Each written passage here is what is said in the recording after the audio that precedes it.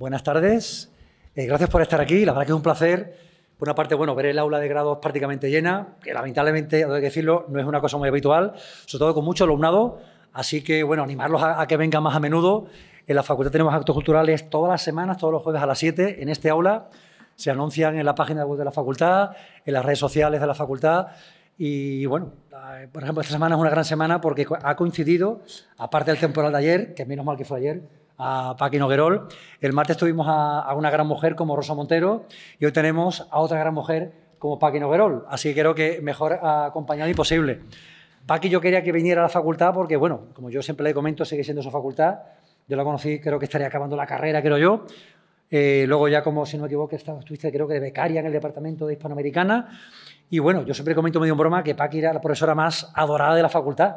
Yo siempre me moría de la envidia porque no sabía cómo sería que nadie nunca ha nada más que hablar maravillas de Paqui. Y bueno, creo que hoy el hecho de que esté la aula llena me corrobora que sigue siendo una persona tremendamente querida de la facultad, Paqui. Así que bueno, es catedrática de Salamanca, es una gran experta en literatura hispanoamericana, que hoy está acompañada por otro gran experto en literatura hispanoamericana, como es José Manuel Camacho, al que también le agradezco que siempre que le pido pues esté dispuesto a colaborar en los actos de la facultad. Y bueno, nos va a dar una conferencia sobre mapeos en literatura en español. Y bueno, la va a presentar primero el profesor Camacho, que como digo la conoce mucho mejor que yo.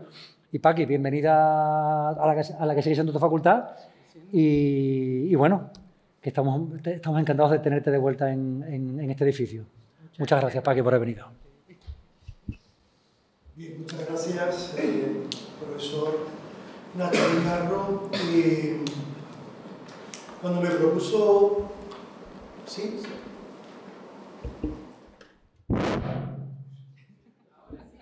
¿Tengo fuerza o no? Ya funciona. Pobre Marta. Cuando me propuso el profesor Nacho Guijarro la oportunidad de presentar a la profesora Paqui Noguerol, Francisca Noguerol, pues me dio una gran alegría, ¿no? Lo primero, bueno, agradecerle, por supuesto, tanto a Nacho Guijarro como a la profesora Rocío Rojas Marco, pues que cuenten conmigo, igual que con otros colegas, pues para esta actividad continuada en el tiempo que genera un entusiasmo enorme. Es impresionante la cantidad de cosas que se organizan, ¿no? Lo he dicho en alguna junta de facultad, así que...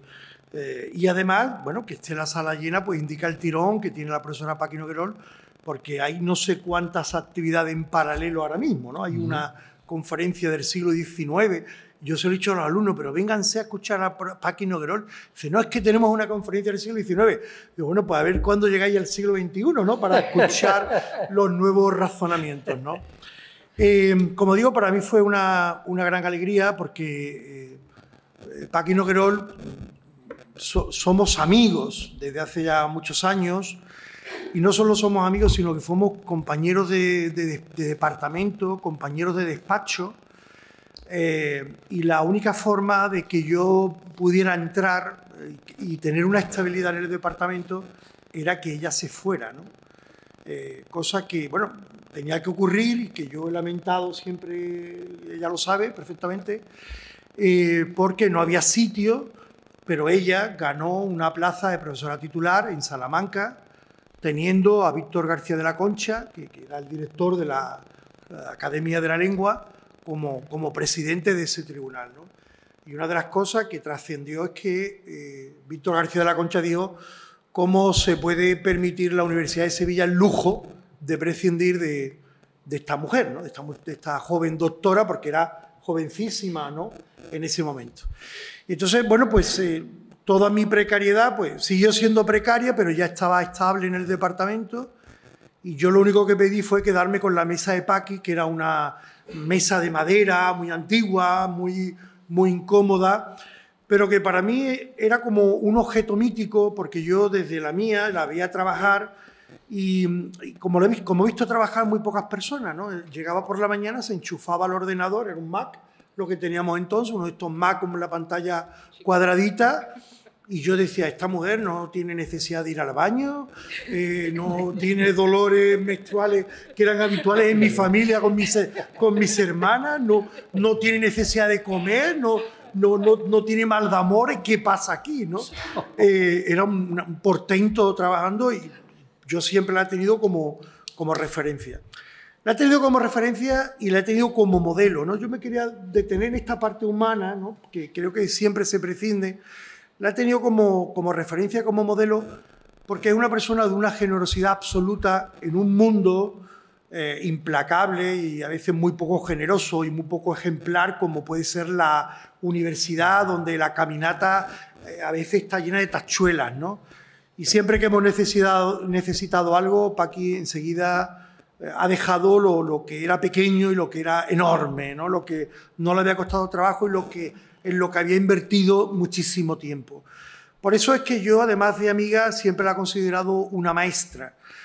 Aunque somos prácticamente de la misma edad, ella siempre ha ido por delante muchos pasos y para mí ha sido un referente humano, personal, docente, investigador, y así se lo he hecho saber siempre que hemos coincidido en España, fuera de España, allí donde hemos estado y que yo he estado en una mesa redonda con ella y he tenido la suerte de poderla presentar en varias ocasiones.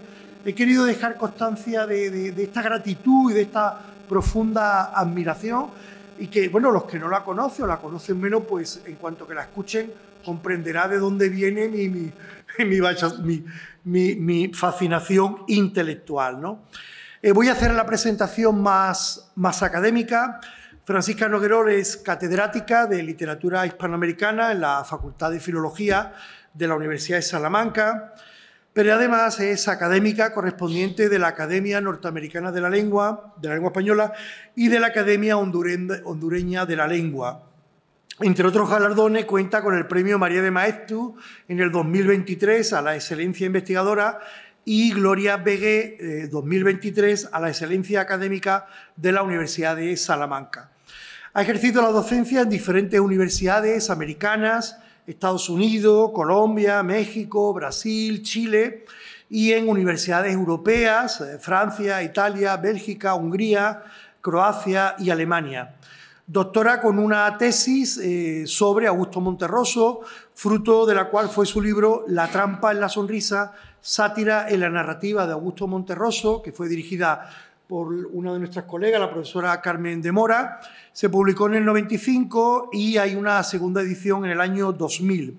Ha participado asimismo como autora y editora en las monografías Los espejos, las sombras, Mario Benedetti, del 99, Augusto Monterroso, del 2004, Escritos disconformes, nuevos modelos de lectura, 2004, Enrique Lin, Contra el canto de la goma de borrar, 2005, Contra Elegía, José Emilio Pacheco, 2009, Narrativas latinoamericanas para el siglo XXI, 2010, Literatura más allá de la nación, 2011, Letras y bytes, Escrituras y nuevas tecnologías, del 2015, Verás auroras como sangre, Raúl Zurita, 2021, Universos breves, Antología do microconto de lingua española, del 2021, Augusto Monterroso, Centenario y otras ficciones, Universos menudos, 2022, y La oscura disonancia, Piedad Bonet, 2024. Habrá que preguntarle si duerme y cómo ha criado a su hijo, ¿no? Que es un enigma insoluble casi, ¿no? Es autora, fíjense, de más de 250 trabajos de investigación publicados en revistas y editoriales nacionales e internacionales, en los que se manifiesta su interés por los movimientos estéticos más innovadores, desde las vanguardias históricas hasta la narrativa y poesía recientes, los imaginarios culturales, las relaciones entre imagen y literatura y los géneros híbridos. Un honor tenerte aquí, que sabe que esta es tu casa, y bienvenida. Muchas gracias. Bueno, podrán imaginar lo emocionante de recibir esta presentación. ¿Sí? ¿Se está oyendo? Yo creo que sí, se me escucha, ¿no? ¿Será el mío? ¿Estarán llamando de publicidad? ¿Le querrán vender algún paquete de Telefónica? Ese está en modo avión, mira, me hace llamarme. Así que buenas tardes a todas las personas de la sala. Antes que nada quiero comenzar agradeciendo enormemente que estén acá entre lo que llovió ayer, que lo estuve viendo yo por la tele. Anteayer Rosa Montero, que, oye, son palabras mayores, nunca mejor dicho. Y el hecho de que venía pensando que en cualquier momento el AVE se iba a detener en cualquier lugar y me iba a dejar 4 horas y media tirado. La verdad es que estoy contentísima de verlos a todos ustedes acá. Creo que mucho tienen que ver también los profesores de la casa. Habrán invitado a los alumnos, me estáis diciendo que sí. Así que Borja, gracias. José Luis, Pablo, Ana... Los compañeros que demuestran hasta qué punto, efectivamente, cuando yo llego aquí me siento en casa. Quiero comenzar agradeciendo, desde luego, a Nacho como coordinador de las actividades culturales, a Rocío, el tratamiento a Marta y esta presentación extraordinaria de José Manuel Camacho. Lo que no les ha dicho, porque parezco yo como una Virgo Potens, tal y como me ha presentado, es de las noches en la Moneda, las noches en un lugar de cervezas importante que ya casi todo el mundo ha visto desaparecido, cuando en la calle San Fernando, en vez de haber gastrobares, todo era afortunadamente cervecita lumpen, lo que ayudaba mucho a sobrevivir. Creo que eso tiene mucho que ver con nuestra investigación y también nuestras complicidades, Nacho y José Manuel. Aquí hay muchos amigos que quiero enormemente, como el poeta Santiago Esteso, que está por detrás, pero permítanme que en esta ocasión dedique la conferencia pues, a la persona más brillante de mi promoción, Juan Antonio González Iglesias. Es que me ha emocionado, después de tanto tiempo sin verlo, la persona que aprobaba con Pineda, que era un profesor de lingüística general con el que nadie aprobaba. Y verlo aquí en primera fila, pues la verdad es que me emociona. Así que hay 15, comienzo ya a exponer lo que se debe después de tantos agradecimientos. Y vamos a explicar un poquito de qué se trata esto de los contramapeos en escrituras contemporáneas en español. Empiezo con una cita del personaje de Francia Márquez en El ástico de sombra, de Juan Cárdenas, ¿no? Yo no quiero tierra, quiero territorio. Yo voy a hablar mucho de eso, de no querer tierra, sino asentarse en un territorio, poseer aquellos territorios, aquellos lugares que han sido casi siempre obliterados, marginados, considerados menores y, por tanto, que han sido tachados de la historia. La meditación que hoy presento se encuentra en una reflexión que he desarrollado a lo largo de los últimos 6 años, encaminada a destacar la ceguera moral característica de nuestros días, denunciada en relevantes textos contemporáneos. Estas creaciones demuestran que algo no va bien, oyendo un poco más allá, que se puede cambiar la situación de los seres humanos en su búsqueda del buen vivir. Estos textos de resistencia, y la palabra resistencia la van a utilizar los autores de los que hablaré sin ningún empacho, autores y autoras, pretenden repensar la política y representar lo desatendido por los discursos oficiales, mostrándose rebeldes a la producción de imaginarios consumibles y en guardia contra las ideas de glamour y mercado.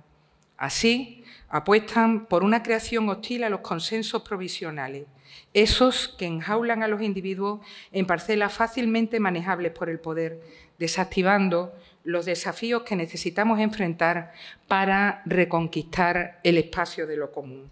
Y recuerdo aquí ese título extraordinario, ¿no?, de Christian Laval y Pierre Dardot, Común, ensayo sobre la revolución en el siglo XXI, de 2015, que habla precisamente de esa necesidad de recuperar la potencia política.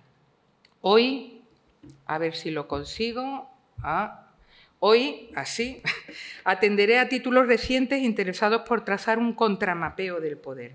Y explico antes que nada la noción de countermapping, un concepto proveniente de los estudios de cartografía, tal y como ha planteado Dennis Wood en Rethinking the Power of Maps de 2010, y que revela la necesidad de reconfigurar el imaginario mundial por sus evidentes, dice Wood, interconexiones con el extractivismo capitalista y las guerras transnacionales.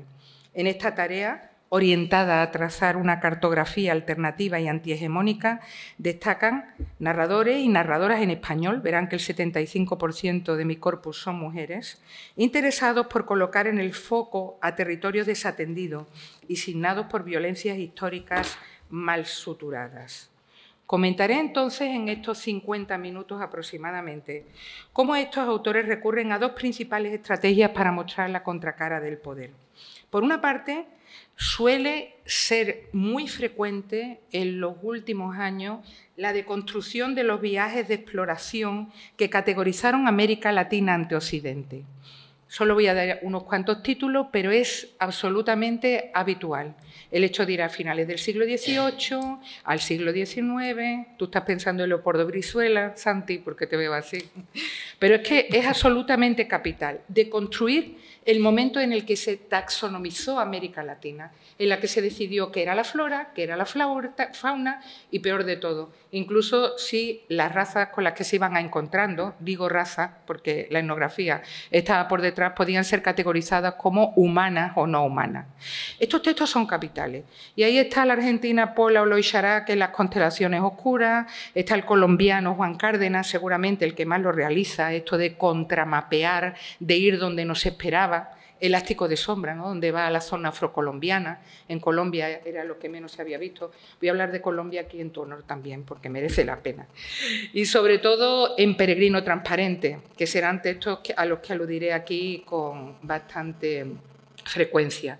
También presento otro, simplemente por si les interesan, como el de Gago Gigliotto, El Museo de la Bruma, un terrible museo del horror, donde se habla de cómo se exterminaron literalmente en el sur de Chile, los mapuches, en una situación en la que vamos a ver desde un arma a una fotografía descuartizando a una persona, uno de los textos seguramente más interesantes para contramapear. William Ospina, también obviamente el colombiano, ¿cómo no lo voy a colocar en Pondré mi oído en la piedra hasta que hable? ¿Y por qué digo esto? Pues porque William Ospina lo que hace es revisitar a Humboldt, el viaje de Humboldt, precisamente uno de los que categorizó. Darwin lo hizo en biología, Humboldt lo hizo en botánica y en lo que significa la zoología, recategorizaciones, en definitiva, claras. ¿Por qué pongo en negrita algunas cuestiones y otras no? Pues obviamente por cuestiones de tiempo me voy a detener en Pola y en la obra Peregrino transparente de Juan Cárdenas para el primer contramapeo. La segunda estrategia de la que quiero hablar tiene que ver con lo que ven ahí. Los relatos de filiación, donde una serie de autores, sobre todo autoras, lo van a ver, regresan a territorios olvidados practicando una escritura a la que van a denominar forense, una escritura de la materia, una escritura en la que los restos, las ruinas, comunican. Como los discursos oficiales normalmente mienten, hay que ir a la ruina. Y en eso, por supuesto, están retomando toda la idea de Eyal Weizman cuando, para recuperar la memoria de los judíos masacrados durante el Holocausto, habló de que había que inventar una arquitectura forense. Lo que hace Eyal Weizman con la arquitectura forense, voy a los edificios, a su construcción, a lo que es la base incluso de la construcción de un barrio, es lo que van a hacer muchísimas escritoras contemporáneas, porque digo que la inmensa mayoría son mujeres, recuperando en la escritura el elemento forense. Y todos sabemos hasta qué punto lo forense significa lo material en el resto, el cadáver que en principio no se mira, pero que sin embargo va a revelarnos un sentido de la realidad. Volver a una escritura forense significa también volver a los sentidos. Va a ser esencial la sensoteca. Esto es oír, ver, tocar, palpar. Es absolutamente necesario para estos autores. Porque como quieren escribir desde los huecos, es lo que vamos a ver en más de una ocasión, no van a limitar a su escritura, y de ahí que fuera tan importante desarrollar también esta conferencia con una presentación en PowerPoint, no van a desarrollar su escritura en negro sobre blanco, en páginas en las que simplemente tenemos la palabra sobre, vamos a decirlo, el texto, lo que sería el folio. Lo van a desarrollar con imágenes, con fotografías, con informes. Muchas veces las fotografías van a ser borrosas, trucadas, otras veces van a ser cartas de sus antepasados. Pero lo que está claro es que volver a los territorios olvidados practicando una escritura forense y sensorial, como les comento, los acerca a lo que se llama la exploración autoetnográfica.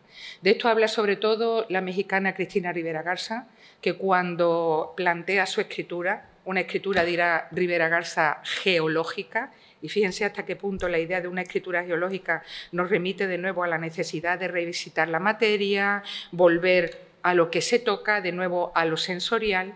Cuando ella habla de una escritura autoetnográfica, precisamente de lo que quiere, por encima de cualquier otra cosa, lo que quiere plantear es que en los relatos de posible filiación solamente se puede comunicar frente a los discursos escritos.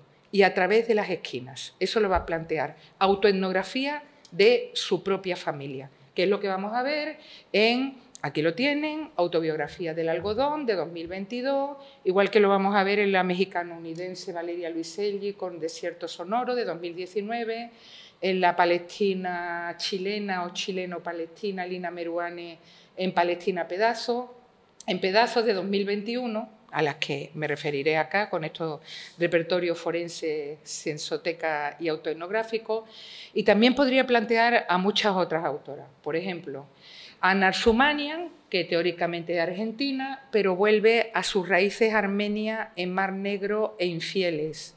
Cintia Edul, que teóricamente era argentina, digo esto de teóricamente porque ellas juegan mucho con esto, ¿no? Yo soy teóricamente, yo he nacido en Argentina, pero va a revisitar Siria, en la tierra que comenzaba a arder, último regreso a Siria, para ofrecer, como estoy diciendo, un contrapapeo. Creo que con esta diapositiva un poco queda claro lo que voy a querer desarrollar, ¿no? Como muchos escritores y escritoras latinoamericanos contemporáneos ya no revisitan solo el terreno de la ruralidad, hoy estamos hablando mucho del giro rural, sino que están también regresando a los territorios devastados, que pueden ser Siria, que pueden ser Palestina, que pueden ser Yemen, Laura Restrepo, por ejemplo, en Canción de Antiguos Amantes, que pueden ser otros que vamos a comentar acá. Sigamos entonces con la presentación, porque en primer lugar vamos a hablar de las taxonomizaciones modernas del territorio, las clasificaciones que nos han enseñado a mirar en muchas ocasiones a América Latina. Esta primera vertiente viene dada por los autores que se plantea la necesidad de ofrecer una visión del mundo opuesta a la que ya comentó Mary Louise Pratt cuando escribió un título tan significativo como, así es el título, Ojos imperiales, literatura de viajes y transculturación. En ese título del 97, Pratt denuncia que desde finales del siglo XVIII hasta nuestros días, la ambición colonial consolidó una visión del mundo y con ella un relato de viajes definidos por el afán extractivista. Así dice, una nueva orientación hacia la exploración y documentación de las tierras interiores continentales se produjo en contraste con el paradigma marítimo que había ocupado el centro del escenario durante 300 años. Hacia los últimos años del siglo XVIII, la exploración interior había llegado a ser el objeto más importante de las energías y la imaginación expansionista.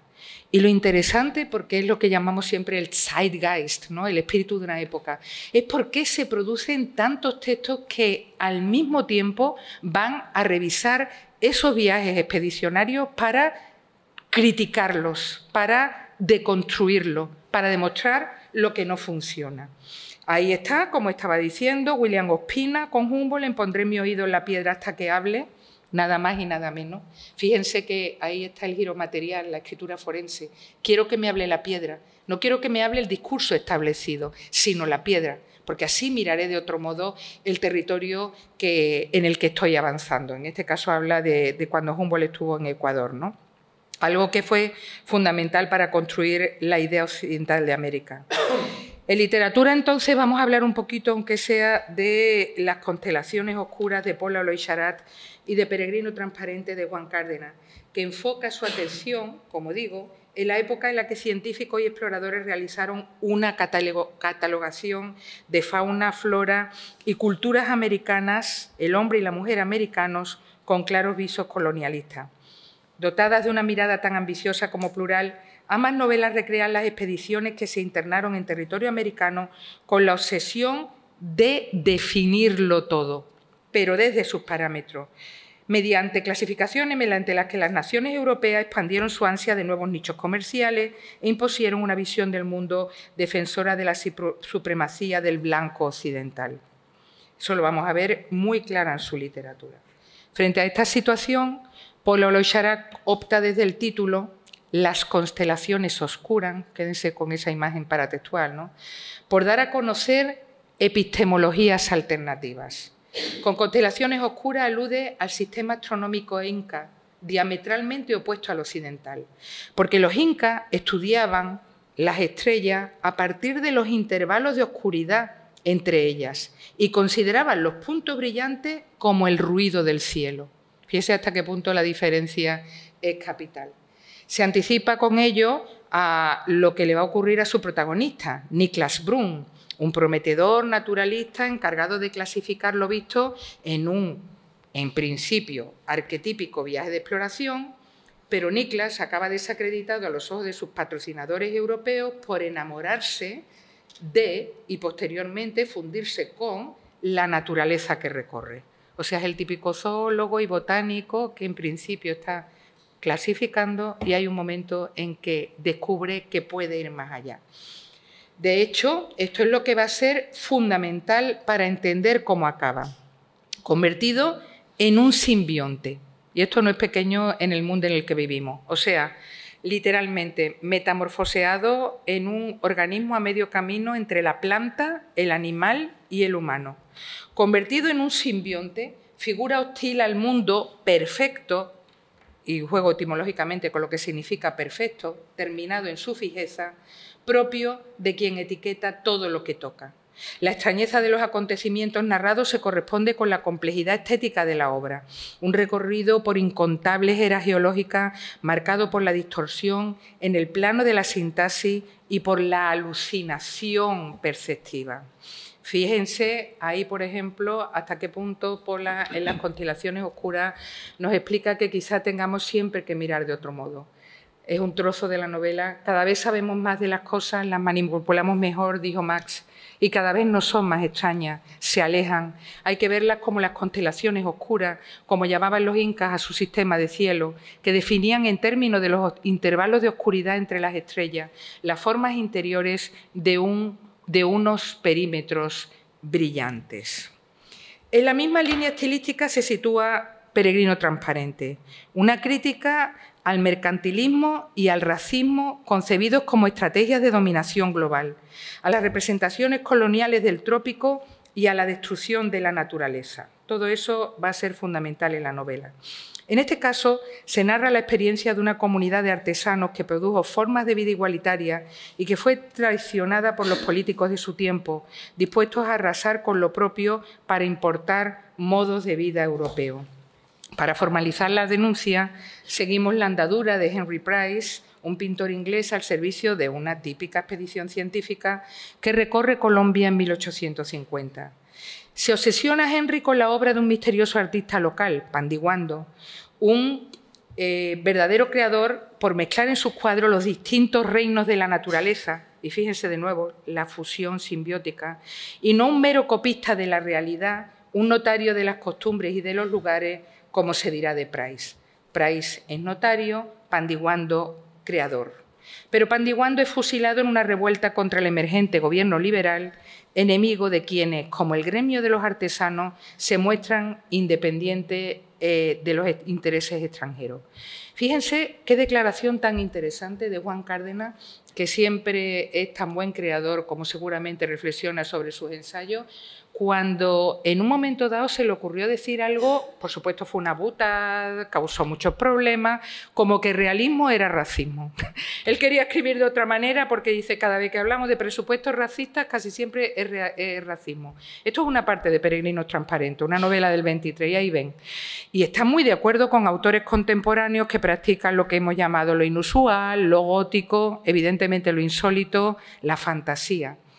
Leemos en Peregrino Transparente: mentiría si dijera que mi obsesión con el siglo XIX no tiene que ver con otra obsesión, quizá más urgente, de adivinar el presente o con la oscura intuición de que todo lo que estamos atravesando hoy se cocinó en ese otro tiempo, a destiempo.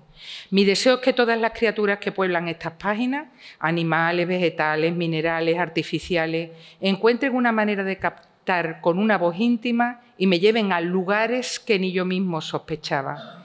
Ha sido el personaje de Price, coloco yo, quien me ha sugerido la idea, vaga, quizás equivocada, pero no por eso menos palpitante, de que existe un vínculo oscuro entre realismo y racismo.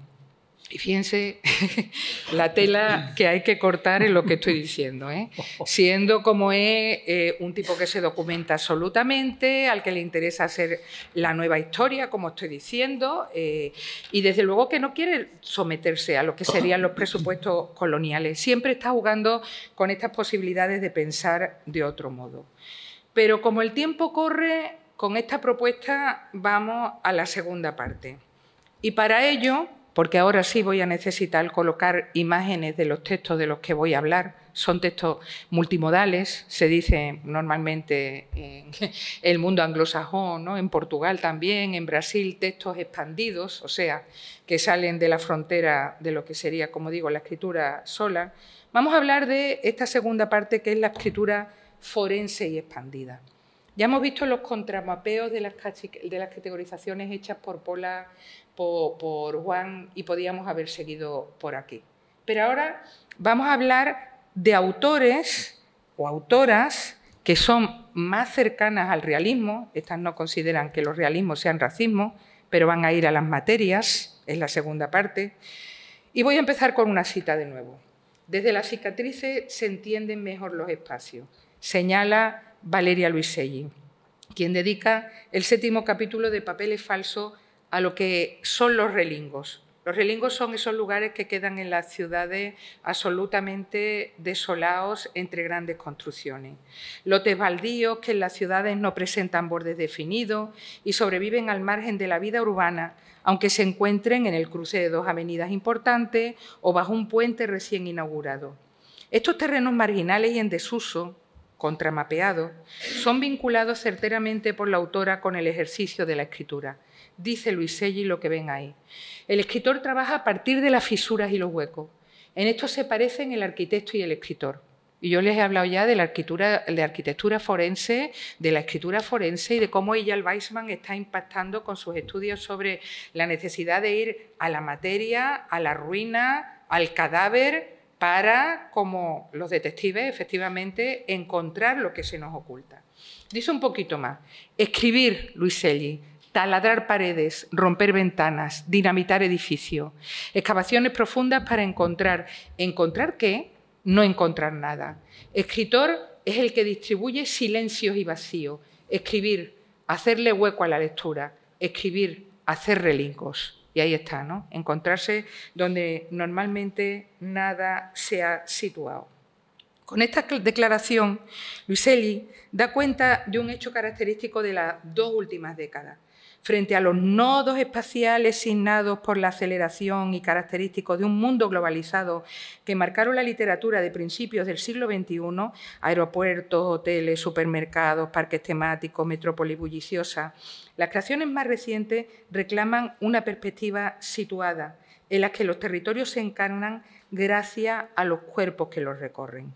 Si quieren saber más por el asunto, yo les invito a que vayan a un texto extraordinario que me cupo el honor en su momento teóricamente de dirigir. Yo he sido la directora de la tesis de Borja Cano, pero en realidad yo he sido la aprendiza de Borja Cano, el profesor Borja Cano que está aquí con ustedes.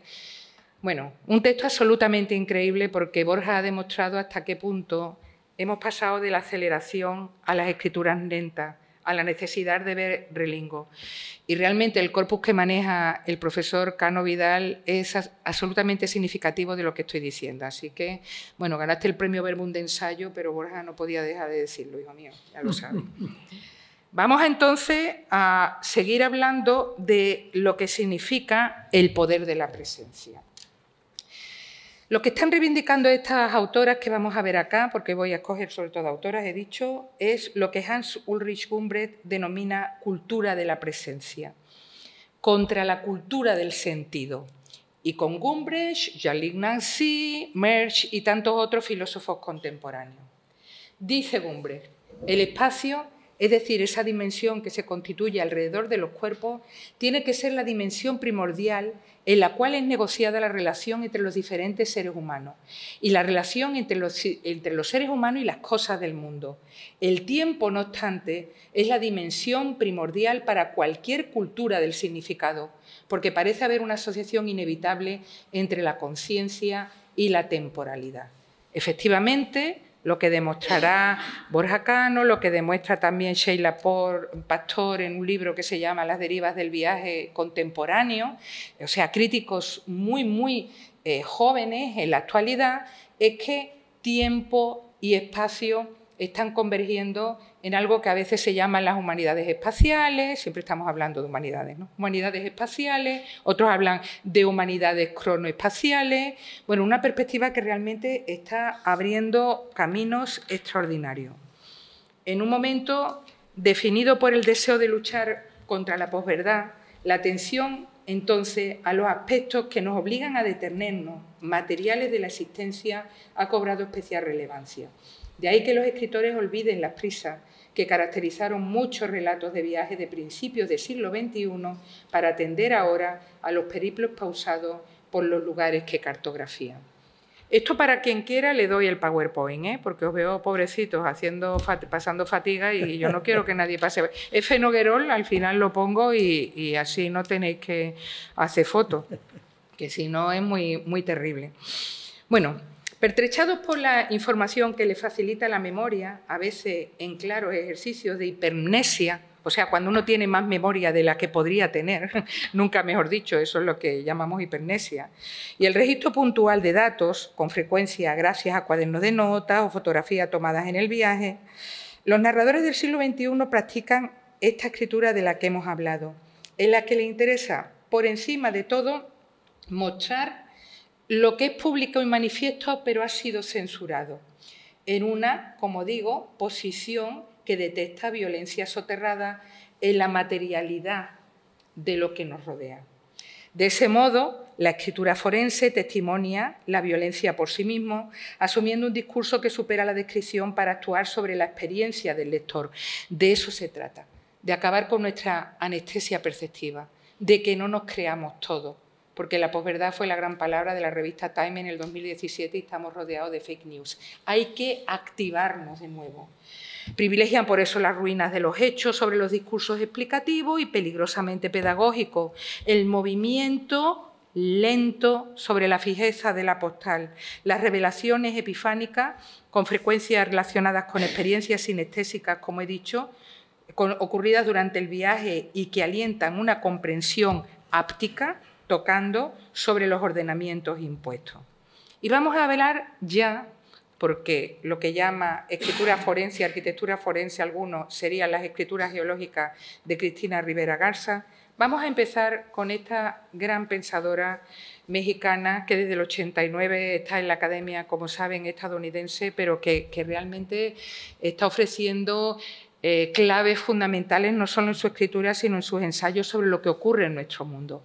Cuando ella reivindica las escrituras geológicas para nuestro tiempo, en ese ensayo que se llama así, ¿no?, homónimo del 2022, dice: las escrituras geológicas son las que se hacen cargo de las múltiples capas que, sobrepuestas una sobre otra, constituyen un pasado que nunca se pierde, sino que se conserva en rocas, paisajes, glaciares y ecosistemas varios.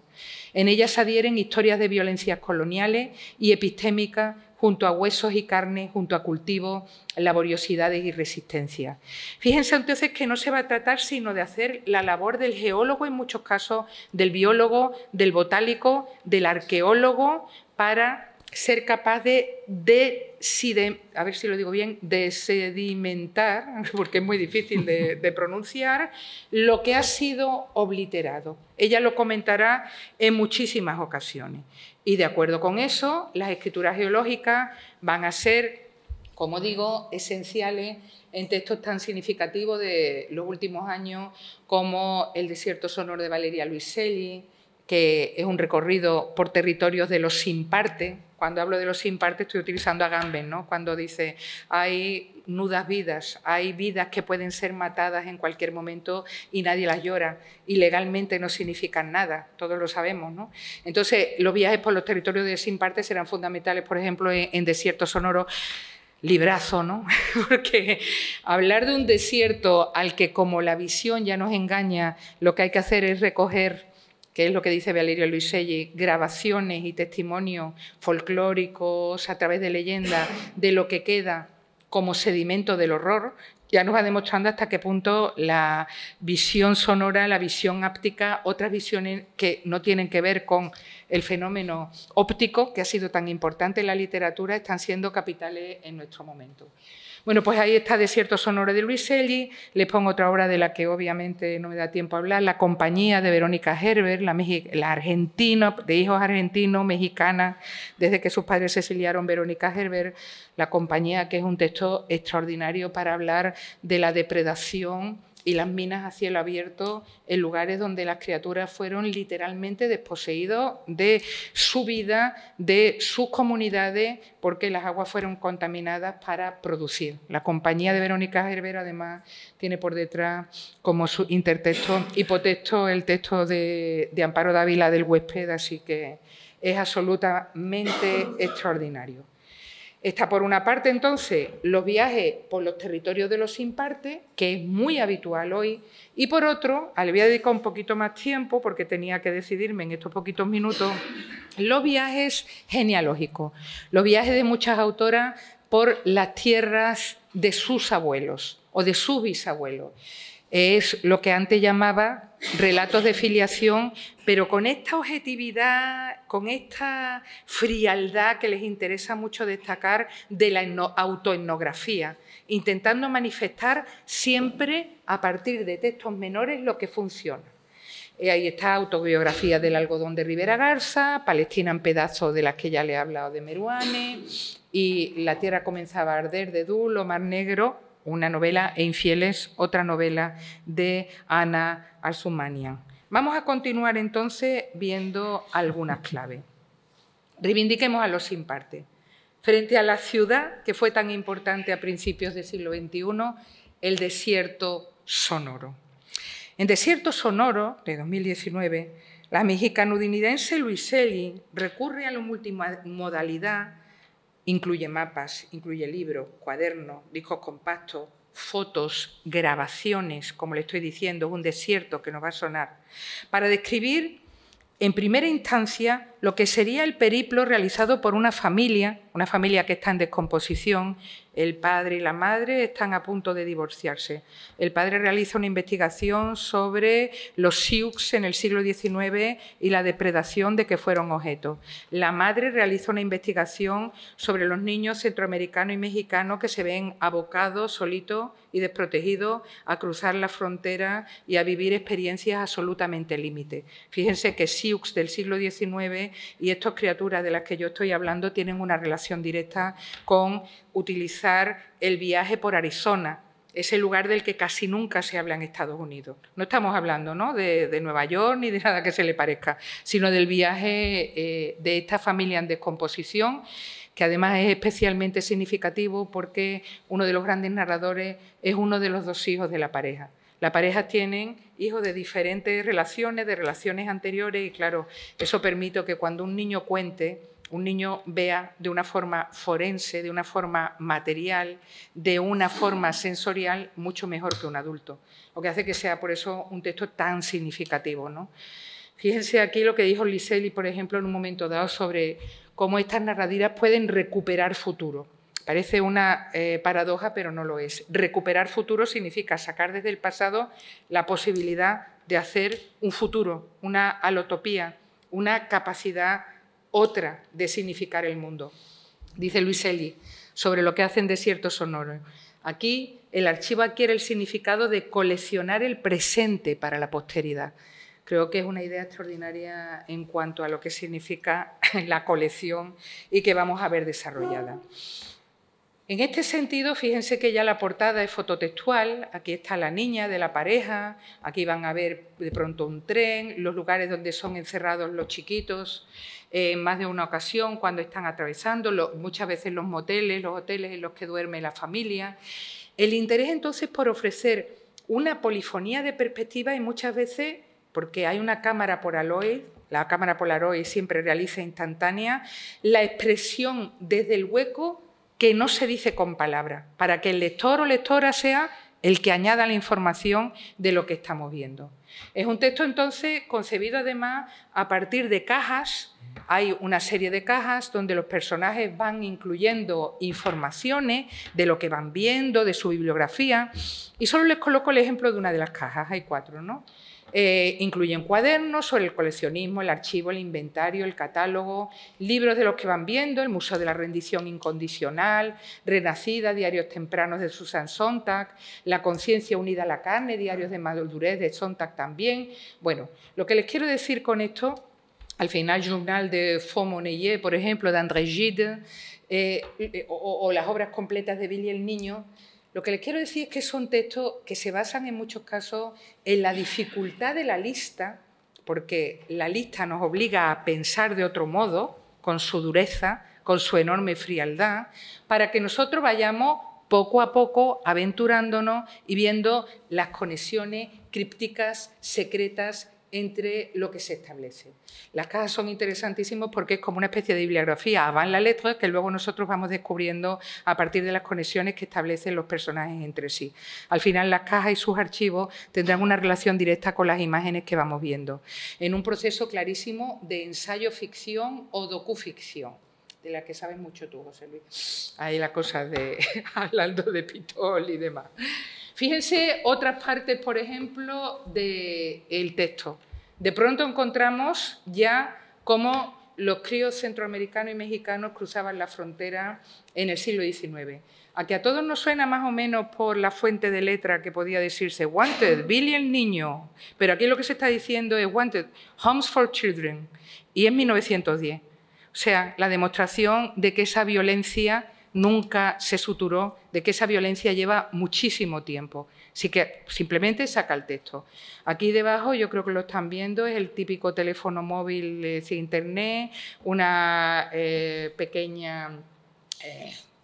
ahí voy a decir. Pasta de dientes. Pues pasta de dientes, sí, porque iba a decir pastilla de dientes, digo, pastilla de dientes no es. Y lo que llevan, lo pequeñito, lo único que pueden llevar, con temperaturas de 45 grados, lo poco que le dan, ¿no?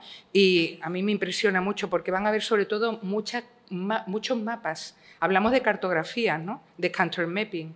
Fíjense, este mapa, por ejemplo, Fronteras Compasivas, este mapa donde intentan de alguna manera conseguir que la gente no se aventura a la Arizona porque la mayoría mueren de hambre, ¿no? Y de sed.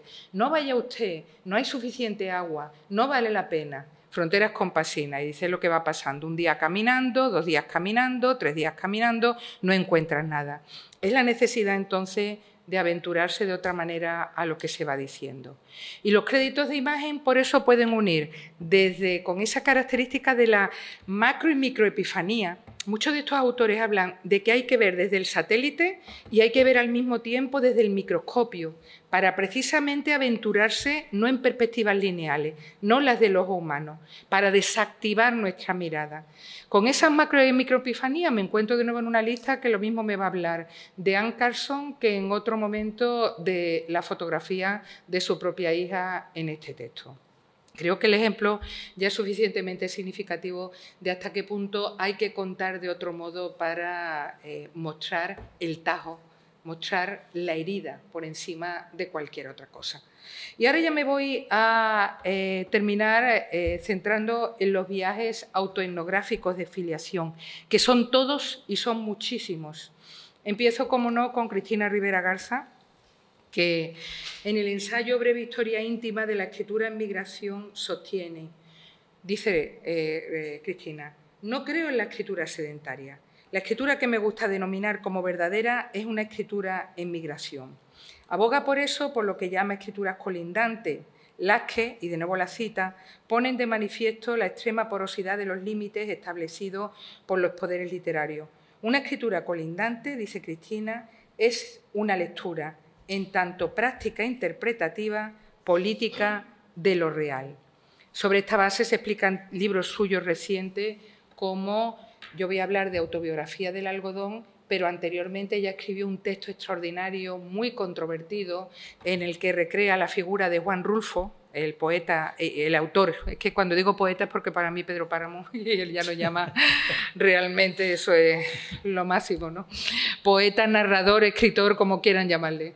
El gran autor para ella, que es Juan Rulfo en Pedro Páramo, pero en Había mucha neblina o humo, no sé qué, ese texto tremendo de 2019, va a plantear cómo Juan Rulfo, como burócrata estatal, trabajó desgraciadamente para que se perdieran las comunidades que él más admiraba, las comunidades que iba radiografiando, fotografiando y sobre las que escribía textos capitales como son los cuentos de El llano en llamas y esa novela extraordinaria que es Pedro Páramo.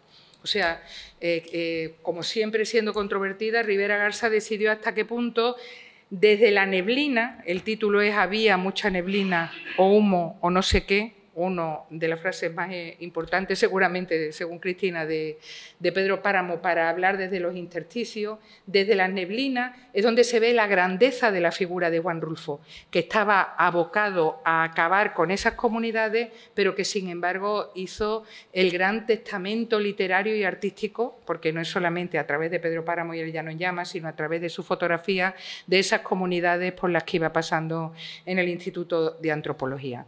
Bueno, pues ese viaje a contratiempo, Había mucha neblina, uno no sé qué, que realizó Cristina, porque lo que hizo fue ir siguiendo los pasos de Rulfo, es recuperado, en este caso, en Autobiografía del algodón, para recrear cómo pudo ser el viaje de sus abuelos paternos que se fueron desde la zona de Chiapas, se le había muerto una hija de hambre, así estaban las cosas, desde Chiapas a la zona de Tamaulipas.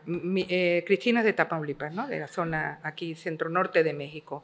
¿Y cómo fue el viaje de los abuelos maternos, también de Cristina, desde Estados Unidos al regreso a esa zona de Tamaulipas para que se conocieran los padres de la autora? Lo que hace es esos dos viajes, pero al mismo tiempo define esa zona terrible que últimamente, y ella lo comentará siempre, está marcada por el narco, en Autobiografía del algodón lo vamos a ver muy bien, que fue la zona teóricamente desarrollista. Ella hablará, por ejemplo, de cómo la presa de San Martín, de la que realiza fotografías y demás, era el lugar que iba a traer agua a una buena parte del norte de México, pero la presa de San Martín es utilizada en muchos casos por el narco para echar los cadáveres, para arrojar los cadáveres. O sea, el lugar de la utopía se convirtió en el de la distopía absoluta. Y hace un texto capital que titula Autobiografía del algodón, precisamente porque dice no quiero hacer una autobiografía de mí, sino ella acuña el término, heterografía, una autobiografía de fuera de mí. El protagonista es el algodón y dirá, el algodón es impenetrable, el algodón es atroz, el algodón parecía que era futuro, tanto para mis abuelos, cuyos hijos morían de hambre, paternos, como para mis abuelos maternos, a los que también se le había muerto bastante descendencia, pero en este momento, dirá muy bien Cristina, en este momento lo que importa es, desde la materia algodonosa, desde el algodón, radiografiar con enorme frialdad el mundo. Por eso, el texto, en el que hay tantas fotografías intervenidas, como están viendo acá, ahora hablaremos de esa fotografía intervenida, solamente voy a poner un ejemplo de fotografía intervenida, que es este, también veremos risografías. Risografías son como las radiografías de la planta del algodón, porque ella quiere ir más allá del algodón, señalando hasta qué punto un elemento material pudo consignar, definir y realmente marcar la vida de todos los que son sus antepasados. Fíjense en esta fotografía intervenida, que está entre el documento y la ficción. Digo entre el documento y la ficción porque es una fotografía de los familiares, pero obviamente ha sido cambiada, ¿no? Telégrafos habitados, la titula Cristina. Y leemos en esa fotografía en un momento dado. Esta es la historia de mis abuelos, abriéndose paso entre matorrales y huizaches, lodo, culebrilla. La historia de cómo una planta humilde y poderosa transformó la vida de tantos, comunidades enteras, hasta el clima mismo. La historia de cómo, aún antes de nacer, el algodón me formó. Comienzo extraordinario, ¿no? En cuanto a lo que significa una planta y una marcación de mundo. ¿Qué es lo que hace Cristina, por ejemplo, en esta fotografía? Pues quiero unir la idea del fantasma, hoy estamos en los estudios espectrales, ¿no? La idea de los desaparecidos que cuentan, la idea de los fantasmas que cuentan, que sería la figura de sus abuelos, con la posibilidad de marcar de otro modo. Por eso llama a lo que serían sus abuelos telégrafos, porque son los que van a comunicar en la distancia, a los que nosotros vamos a tener que oír de otro modo. Telégrafos habitados. Fíjense que es muy frío y es mi objetivo, pero precisamente de esta frialdad y objetividad puede salir una interpretación de resistencia, que es lo que pretenden hacer estos autores. Siguiendo esa línea, vamos a encontrar, porque su visión es otra, en más de una ocasión, el hecho de hablar del viaje como lo que hay que hacer. Ella realiza viajes a la zona de Tamaulipas, digo que es una zona peligrosísima del narco, habla de cómo 2 mujeres solas podían pasarlo en más de una ocasión mal en alguno de sus primeros viajes con su amiga Soraya Castañeda, en otras ocasiones viaja con su pareja o con su hijo, pero es cierto que dice que el viaje para contramapear es esencial. Hay llamadas a las que uno solo puede responder moviéndose de lugar, incomodándose. Estas son palabras de Rivera Garza en Autobiografía del algodón. Y también es interesante que existe la docuficción, pero tampoco van a renunciar estos autores al lirismo. Es muy claro el lirismo en Rivera Garza, la poesía. ¿Qué manera de hablar de la ruina? Nunca como en los pueblos por donde pasó el algodón y la protesta contra la explotación y la desigualdad que provoca el algodón, he sentido el paso del tiempo como un castigo. Voy a saltar un poquito. En lugar de pasar, el tiempo lo ha arrollado todo bajo sus alas. ¿Por qué nadie sabe nada de la huelga de Estación Camarón? Es la huelga que realizaron, en la que intervino su abuelo paterno también, y José Revueltas, que va a ser importante como escritor en la novela. ¿Por qué estos territorios están tan censurados que incluso no sabemos de la historia, dirán? La doble negación de la ruina es la destrucción más radical que puede sufrir un lugar, asegura el antropólogo Gastón Gordillo. Ruinación, ruina, nación, natación, ruina. Y juega obviamente con la idea de nada, como en muchos casos vemos en su literatura. Ya no me quedan ni 5 minutillos. A ver cómo lo hago, Pues, voy a intentar, porque empecé y cuarto, pero digo, bueno, a ver si termino.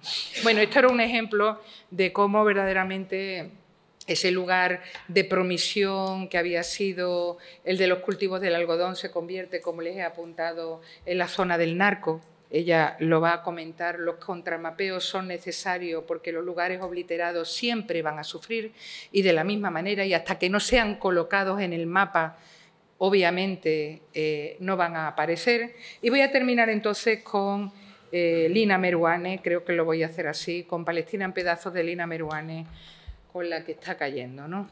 Una obra en marcha, una búsqueda de genealogía, una obra que empieza en el desapego de una autora que en Chile nunca se reconoció como palestina, ella lo va a decir, yo no me sentía palestina en Chile, para nada, pero que poco a poco va adquiriendo conciencia y por eso realiza este extraordinario work in progress que es lo que están viendo acá, Palestina en pedazos.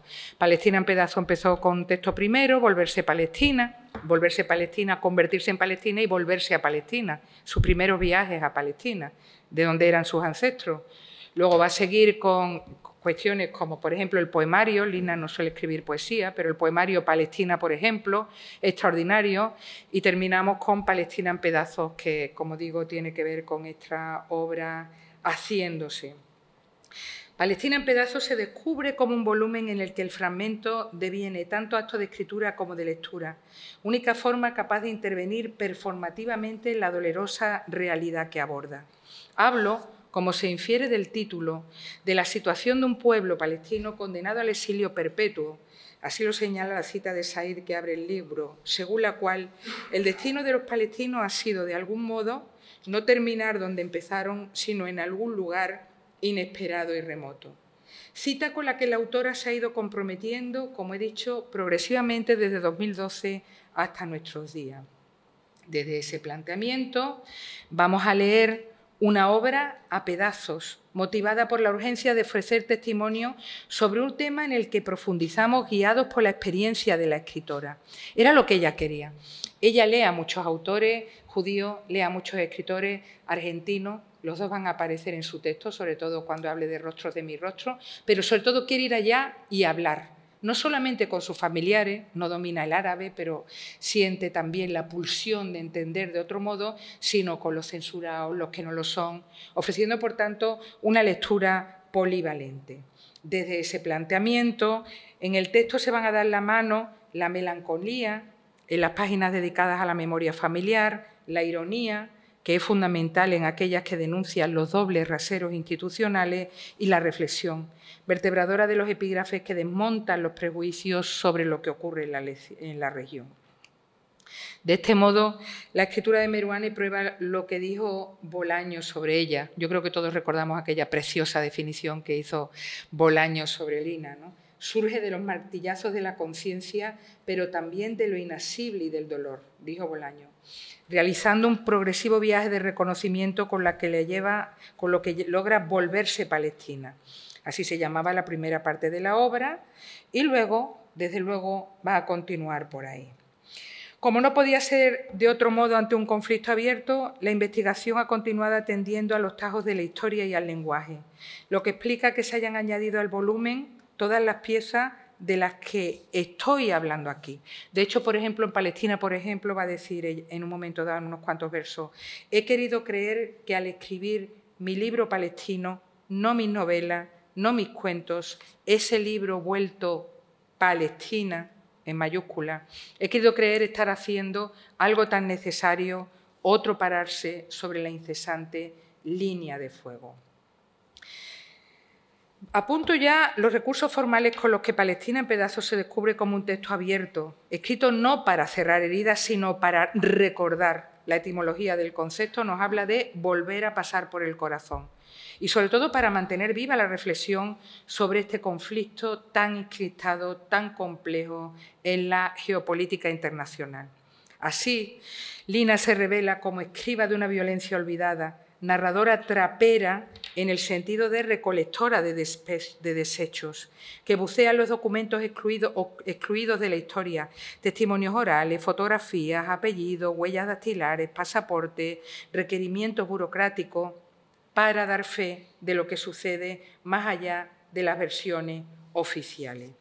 Y aquí tienen algunos ejemplos para ver lo que digo. Bueno, estas son portadas de compañeras que hacen algo parecido. Ya les hablé de Edul o de Arzumanian en relación a lo que es Armenia y Siria, ¿no? Estas autoras que también están, dice Carmen Perilli muy bien en un texto precioso, haciendo los viajes por las tierras perdidas, tan necesarios.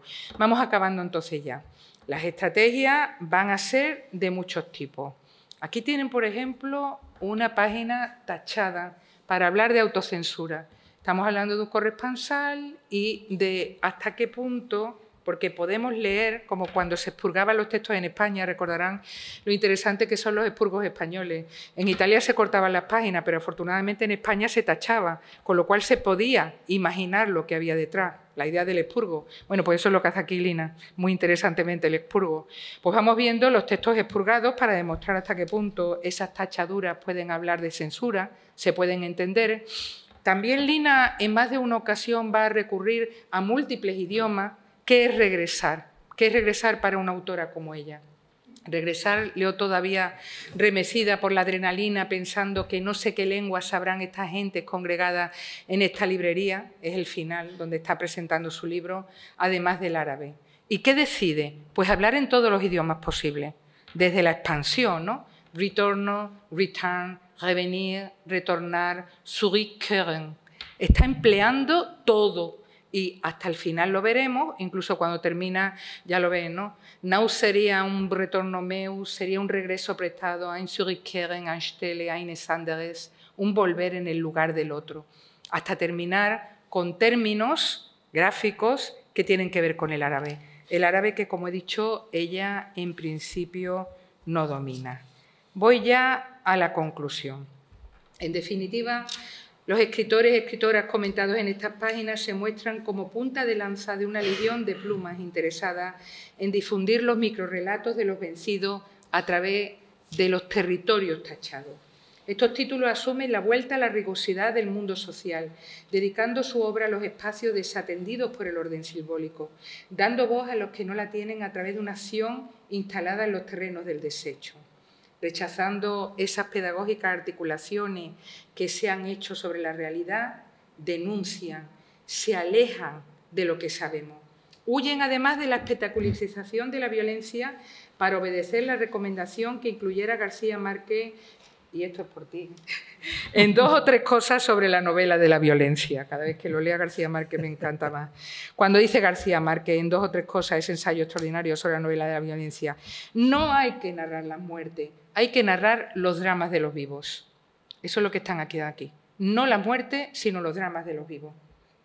Logran así lo que definió Cristina Rivera Garza a comentar con enorme alegría el Nobel que se le había concedido a la francesa Annie Ernaux, demostrando que los grandes autores actuales son hablantes y no hablandes. Siempre juego con las palabras. No es el ablandado sumiso, no es el frívolo, es el que quiere dar una respuesta.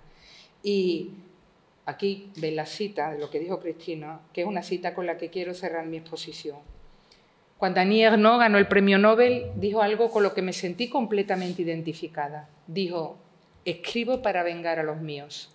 Pensé entonces, al escucharla, que es lo que yo siempre había hecho, lo que sigo haciendo. Muchas gracias.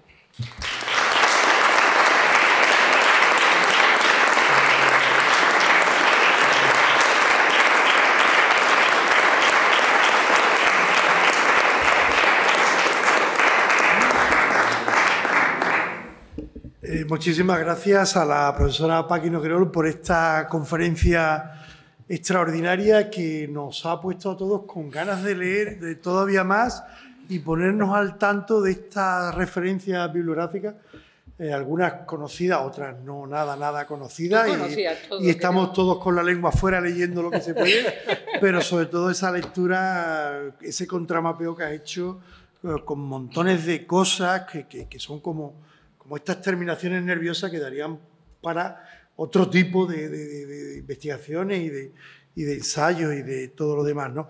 Yo estaba pensando, hay muchas cosas que se podrían comentar y ahora le voy a dar paso al público, pero en el caso de Rivera Garza, que es una escritora que a mí me interesa especialmente, esta cosa del algodón, ¿no? que es una planta con una historia trágica detrás, ¿no? Y que remite a un mundo de esclavismo, ¿no? Es decir, si hay una imagen que representa los campos esclavistas del sur de Estados Unidos, es el algodón, ¿no? Y en cierto sentido es una planta que lleva una especie de sorpresa, una especie de trampa. Los que hemos trabajado en el algodón sabemos que detrás de esa cápsula blanca, muy blanda, los pétalos, cuando el algodón está para recogerlo, los pétalos son cuchillas, ¿no? Es decir, eso se seca, entonces como te despistes y metas las manos, te echa abajo los dedos, ¿no? Es decir, que de alguna manera es como una metáfora de la realidad que ella ha cartografiado, ¿no? Esa realidad que a veces parece que son como algodones, no son cosas que llaman la atención, pero en el momento en que uno entra en ese tipo de obra, en ese tipo de literatura, uno no sale indemne, porque son obras con un lenguaje, con una estructura que son como concertinas, ¿no? Uno entra llamado por algún tipo de reclamo, pero sale dañado, damnificado por la propia dureza que subyace en esas novelas, en esas obras. Bueno. Pero es que tú lo has dicho perfectamente, el algodón es lo más duro de trabajar, lo sabemos. Sí. Te colocan la bolsa aquí entre las piernas, te pagan una miseria. Por kilo. Por eso, si te pones los guantes no coges lo suficiente y literalmente terminas con las manos destrozadas. Y eso lo trabaja ella también. El hecho de la reivindicación, por supuesto, del esclavismo, o sea, contra el esclavismo del sur, la reivindicación de quienes se vieron abocados a ocupar esa franja y que vendían como desarrollo, como industrialización, como lo mejor. Y también me interesa mucho esa idea de se acaba el algodón, pero enseguida aprendemos otra posibilidad de que esas zonas queden absolutamente oprimidas. Lo de la presa de San Martín, ¿no? Que era la posibilidad del agua y ahí para arrojar los cadáveres. Que además es una cosa que estaba en la literatura de la violencia, hay muchas novelas, también en Chile, donde hay ríos, que son ríos que lo que hacen es transportar cadáveres con los gallinazos, ¿no? El Cauca, por ejemplo, con los gallinazos encima, pero por ejemplo la novela Viudas de Ariel Dorfman también trata ese tema. Bueno, yo quería agradecer también que hay muchos colegas del departamento, además y amigos, que además de Borja está por ahí, está Pepe Lu, está Ana Davis, está Jaime, está Pablo y está Carlos Peinado, que fue el primero que trajo aquí a Cristina Rivera Garza para el máster de escritura creativa. El gran especialista, bueno, de lo que es la poesía. Bueno, hablaremos del vídeo de Rosalía tú y yo, Carlos, porque estoy fascinada con el vídeo de Rosalía. Es que ella es gran especialista en literatura espiritual y mística contemporánea y yo después de ver Bergain es que estoy dándole a la cabeza sin parar. Estoy fascinada con el asunto. No debo hablar de eso ahora, pero es que es una maravilla ese vídeo y esa canción. Y quería saber por qué él es especialista en literatura mística y espiritual y yo pocas veces había visto algo como lo que ha hecho Rosalía, ¿no? De la purificación, el ascenso y el encuentro con un Dios que dice lo que dice. No me quiero desviar porque estamos en mi conferencia, pero es el gran especialista de la literatura espiritual. Carlos, gracias por estar aquí, amigo. Bueno, pues tiene la palabra el público, pues ¿no? Unos minutitos por si alguien quiere comentar y preguntar algo. Ese es el momento. Os puedo dejar el PPT, el PowerPoint, o te lo doy a ti o a Nacho. ¿Cómo le hacemos para que...? O soy fnoguerol, fnoguerol@usal.es, que es lo que normalmente se pone muchas gracias, ¿no? Esta es fnoguerol, por si alguno me lo quiere pedir, a lo mejor más fácil, lo que queráis, estoy a vuestra disposición. Porque aquí lo que está es la bibliografía, pero obviamente la bibliografía es un poquillo durilla, así como de... No, para que vosotros sigáis. Ahora es el momento de la cervecita, porque me han vendido aquí una imagen como muy seria, yo creo. Manuel. Pero seguro que quieren preguntar algo, no sé, aquí este grupo de jóvenes profesores. Que yo voy a romper el hielo con tu permiso, porque por ejemplo el libro de Luis Eli y luego también Rivera Garza, claro, a mí son autores que me tocan por la parte de Estados Unidos, ¿no? Porque creo que son un poquito limítrofes. Claro, sí. Entonces, yo por ejemplo he leído el Deseo Sonoro, pero claro, lo leí en inglés. Claro. Entonces, claro, están realmente en esa frontera que también ha trabajado nuestro ilustre Camacho, la cuestión del narcotráfico, ¿no? Entonces me pregunto hasta qué punto influye el hecho de que justamente de que sean textos fronterizos, incluso geográficamente, ¿no? Incluso y a nivel lingüístico. Bueno, yo a veces me costaba con Luis Eli, por ejemplo, saber en qué idioma estaba escrito originalmente el texto, ¿no? Porque yo a veces realmente cuesta... Creo que en inglés, claro, ¿no? En inglés. Efectivamente, claro. Entonces, claro, es curioso cómo son textos realmente, hablando de contramapeo, está también un poquito rompiendo la frontera entre México y el vecino del norte, ¿no? Que eso, claro, a mí esa parte, lógicamente, por mi propia preparación, me ha tocado especialmente la fibra. ¿Nos puedes comentar algo de esa ruptura de la frontera entre bueno, dos países que están condenados a entenderse, como sabe muy bien José Manuel también Camacho, ¿no? No sé qué me puedes comentar de ese tema de Luis Eli, de Rivera Garza. Es interesantísimo y está relacionado con la diapositiva que vimos ahí, donde Lina Meruane, cuando se le acaban las palabras en español, decide colocar los idiomas que más o menos habla, que los habla. Y lo que he puesto al final. O sea, el alemán, el italiano, el francés, el inglés, porque dice, y mi aspiración sería el árabe, que todavía no lo controla, pero seguramente llegará, conociendo a Lina, a hablarlo. Esa aspiración de hablar de otro modo, lo que decía Vicente Huidobro, ¿no? Hablar un idioma que no sea el tuyo para llegar a la realidad, que lo dijo en su momento ya en las vanguardias históricas. En el caso de Valeria Luiselli, lo primero fue el archivo de los niños perdidos, los Children, tú lo conoces, sí. Vamos, Archive, que lo escribe en inglés, que son su traducción de los informes que, como desgraciadamente trabajando en el tribunal, que conocía de los niños en indefensión absoluta que habían pasado por la frontera. Un texto muy duro, un texto durísimo. Tiene partes demoledoras, vamos. Es un texto tremendo. Y después de ese elemento docuficción pasa a escribir en inglés Desierto Sonoro para convertir... Ella contenta, ¿no? Con esta, dice en más de una ocasión, con esta distancia, con esa frialdad que impone la escritura a otra. Pasar luego al español. Y además, lo interesante, ni siquiera quiso traducirse a sí misma.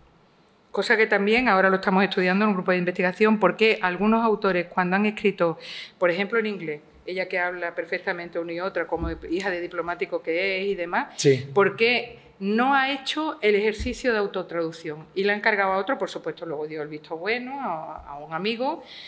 ¿Por qué hizo eso? Y es que ella decía que no podía, de nuevo, meterse en esa experiencia a pesar de haberse ganado la vida como traductora en otras ocasiones. Y, por ejemplo, en México nadie le achacó que escribiera, bueno, Claro. en inglés. Sí, Iba a sí. tener algún tipo de problema. Sí, tuvo. En un momento dado la gente pues tuvo...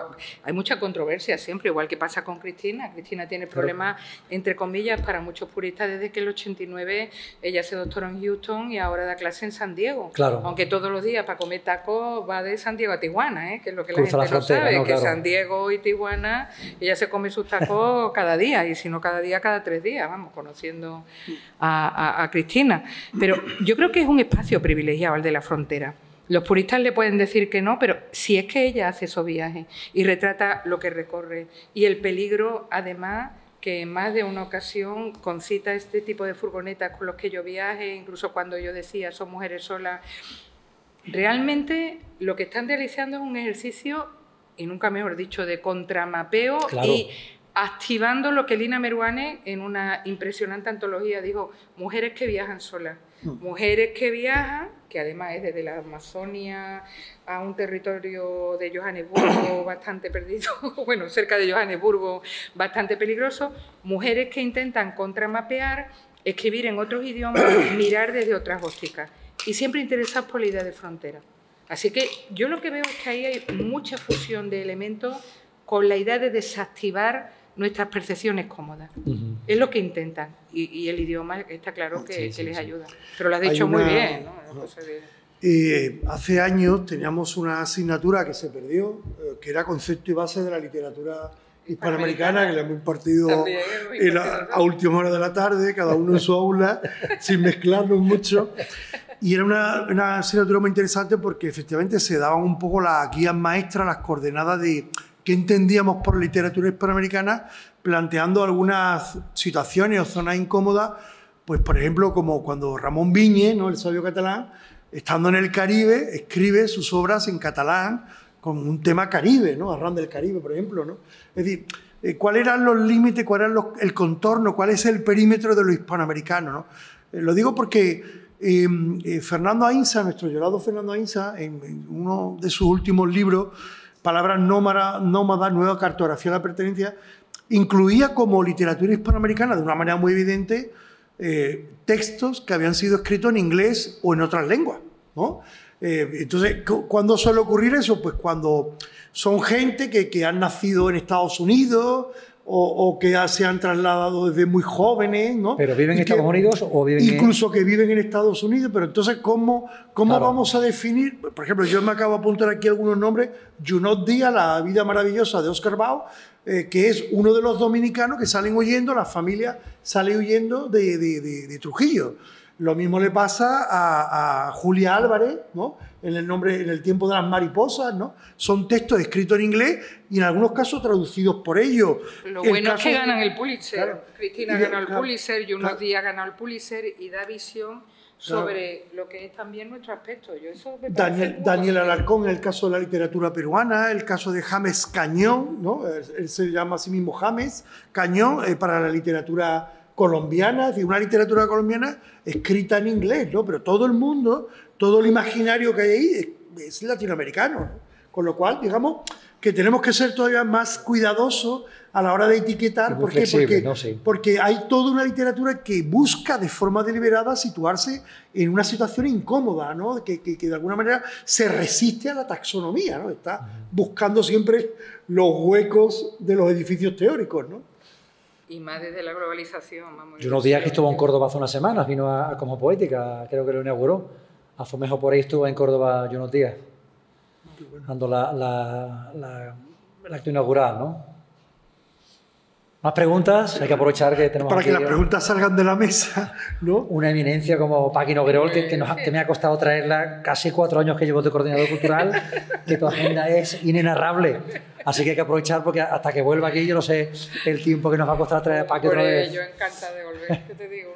Preguntas, dudas, también los estudiantes, ¿no? Que dado que tenemos tanta presencia hoy, tenéis que aprovechar, ¿no? Que es una forma de aprender directamente de Paqui Noguerol. Que tengan el PowerPoint y ya. Se trata de leer y disfrutar.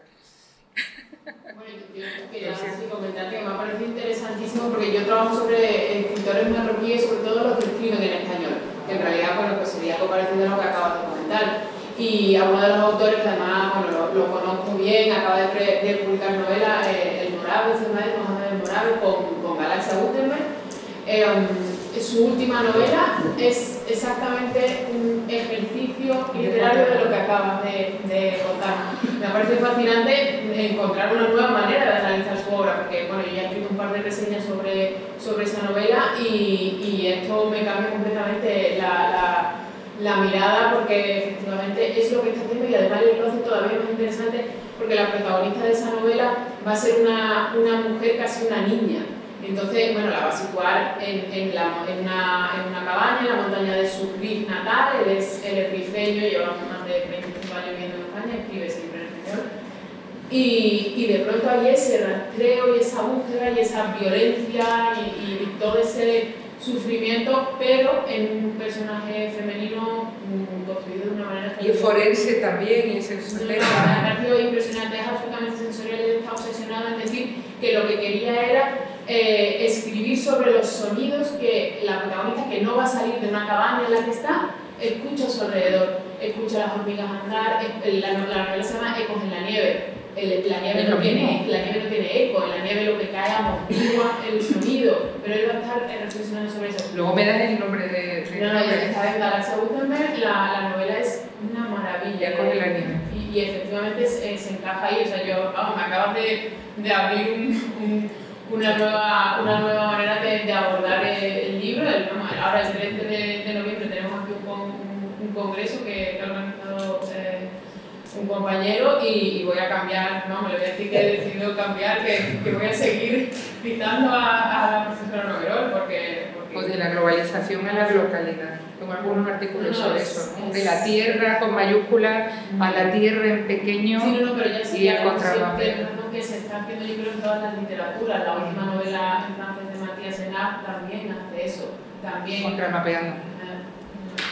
Yo cuando vi el término en este hombre en voz digo, esto es verdad. Es que es lo que estoy leyendo sin parar. Sí, pues sí, bueno, sin duda. Pues nada, aprendo ya. Coge la nieve. Nada, gracias. No, te lo recomiendo, es un escritor maravilloso. Su anterior novela fue Premio Málaga de novela y también es exactamente, él ya allí empezó con eso y al que haga esta última es absolutamente extraordinario. ¿Más cuestiones que queréis comentar? Sí. Antes de que, como decía Paqui, vayamos a la cerveza, que por supuesto viene después. Pero primero hay que ganársela. ¿Preguntas, dudas de alguien del público? Ya público activo. Es un público activo donde los haya. Es que nos ha dejado un boque abierto. Lo importante es que leáis esto ya, cosas. Lo demás no tiene, así que... Venga.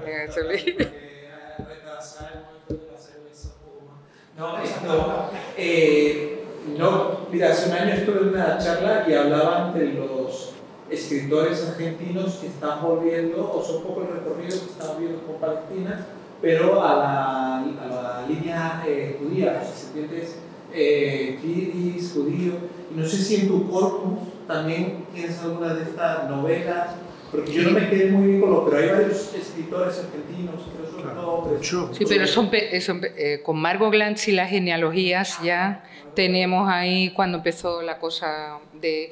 Pero ahí eran más relatos de filiación y no tanto contramapeo. A mí lo que me interesa es la cuestión de las humanidades espaciales, de cómo van localizando matéricamente, forense, y lo que decía, sensitivamente esos espacios. Y sí, desde la genealogía de Margot Glantz, que ella es mexicana, ¿no? Pero tiene raíces judías. Hay muchísimos escritores argentinos que están haciendo eso, lo de la tela de cebolla y demás, muy importante. De todas maneras, especialmente significativo, yo creo, si llega a los espacios rotos, a los espacios censurados. Por eso sí, en Argentina ya estoy comentando, es fundamental. Bueno, Argentina siempre hay que tenerla en cuenta. Ana, lo sabemos.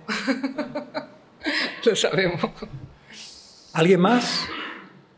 Pues entonces, pues yo creo que... cerramos aquí. Agradecerle primero, bueno, a Paqui Noguerol, lógicamente, a José Manuel Camacho, a todos ustedes, y les anuncio que la semana que viene otro antiguo alumno de la facultad, viene un político sevillano, Antonio Maillo, que hizo mira, clásicas en esta facultad y fue Mira, delegado. Maillo, Así que el jueves que viene, si a alguien le interesa, a las 7, viene Antonio Maillo, que también es una ilustre de de la casa que vuelve. Así que, Paqui, muchísimas gracias y muchísimas gracias a todos ustedes.